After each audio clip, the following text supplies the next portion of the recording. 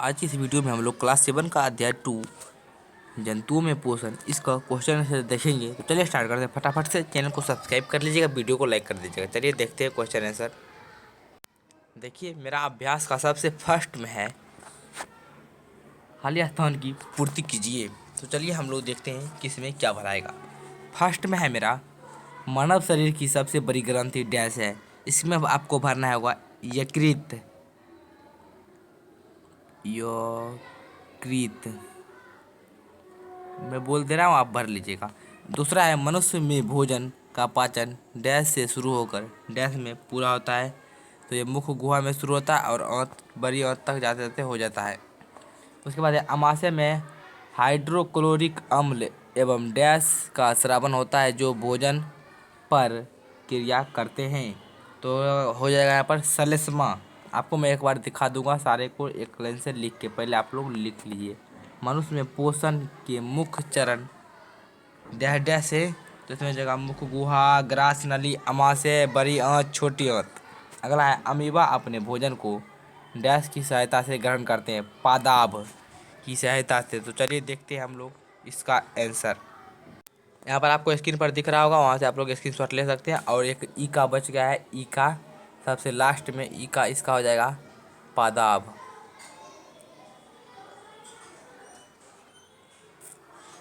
चलिए आप लोग फटाफट से स्क्रीनशॉट लीजिए। अब हम लोग देखेंगे अपना क्वेश्चन नंबर 2। देखिए क्वेश्चन नंबर 2 मेरा कह रहा है रिक्त सही विकल्प पर सही का चिन्ह लगाइए। पहला क्वेश्चन देखिए क्या है, कुतरने में सहायता करने वाला दांत कृंतक, रदनक, अग्रचवर्णक, चवर्णक। तो मेरा जो है इसमें हो जाएगा मेरा सही 2 नंबर रदनक। अगला है लार मंड स्टार्च को बदलता है, माल क्या माल्टोज, ग्लूकोज, सेलुलोज और लैक्टोज। इसमें से किस में बदलता है? तो इसमें हो जाएगा 2 नंबर सही मेरा ग्लूकोज में। अगला है पित्त रस का स्रावन होता है यकृत, अग्नाशय में, अमाशय में, छोटी आंत में। इसका हो जाएगा मेरा फर्स्ट सही यकृत में।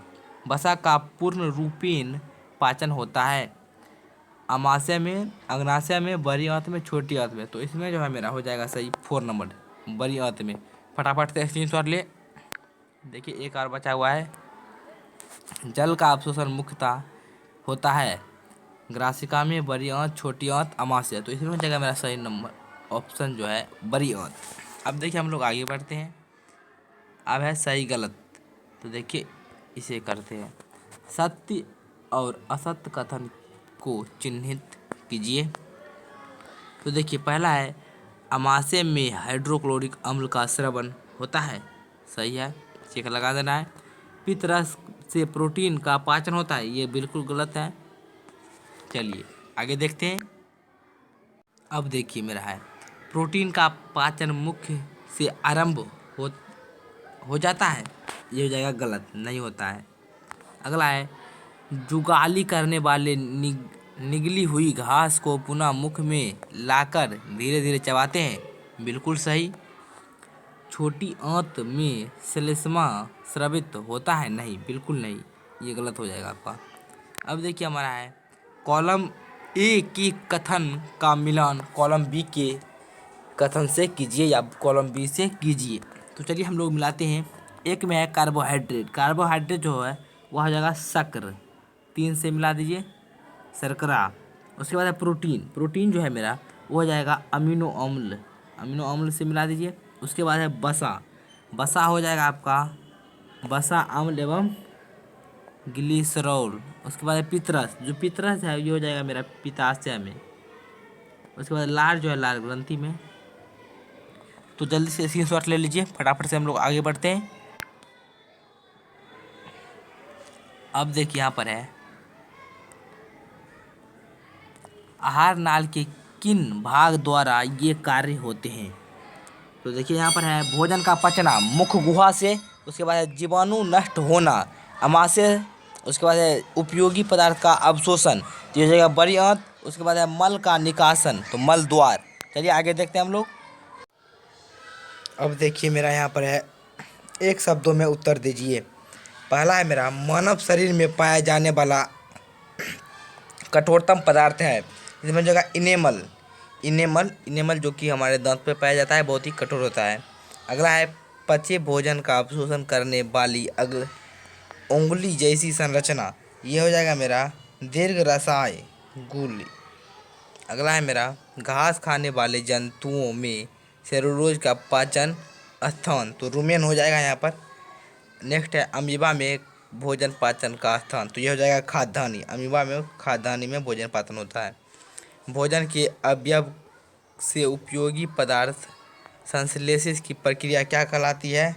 यह जटिल पदार्थ का बनना। चलिए आपको यहाँ पर दिखा दे रहे, आपको स्क्रीन पर दिख रहा होगा, तो यहाँ से आप लोग लिख लीजिए, स्क्रीनशॉट ले लीजिए, आप लिख लीजिएगा। आगे बढ़ते हैं। अब देखिए मेरा जो यहाँ पर है 7 नंबर क्वेश्चन। 7 नंबर क्वेश्चन मेरा क्या कह रहा है, सिंपल से यहाँ पे कारण बताइए। मनुष्य में सेलुलोज का पाचन नहीं होता है, तो इसका कारण देना है आपको। देखिए कारण हो जाएगा इसका, तो आपको बताना होगा यहाँ पर मनुष्य में सेलुलोज का पाचन नहीं होता है क्योंकि मनुष्य के शरीर में रुमेन नहीं होते और यहाँ पर था जुगाल करने की प्रक्रिया नहीं करते हैं। सेलुलोज का पाचन जीवाणु की सहायता से रुमेन में होता है। गाय भैंस बकरी घास चरने वाले जानवर में रुमेन होता है और सेलुलोज जो एक प्रकार का कार्बोहाइड्रेट है का पाचक होता है। तो इस तरह से आपको लिख देना है। चलिए आगे देखते हैं हम लोग। अब देखिए यहाँ पर है मेरा बी नंबर, अमीबा के खाद्यान्नी में भोजन का पाचन होता है। तो चलिए इसका देखते हैं हम लोग। तो देखिए आपको यहाँ पर लिखना होगा, भोजन के पकड़ने के लिए अमीबा अपने पादाप को विकसित करता है और चारों तरफ घेर कर विकसित पादाप आपस में मिलकर एक हो जाते हैं और भोजन खाद्यान्नी में बंद होकर कोशिका के अंदर नला यहाँ पर चला जाता है, जहाँ पाचन रस का स्राव होता है और खाद्य पदार्थ सरल पदार्थ में बदल जाता है। इस प्रकार भोजन का पाचन होता है। अब देखिए 3 का जो आंसर आपको लिखना होगा वो कुछ इस प्रकार से आप लिखिएगा, एक बार देख लीजिए। देखिए वायु नली और भोजन नली का संबंध ग्रासीन से है। वायु यहाँ पर था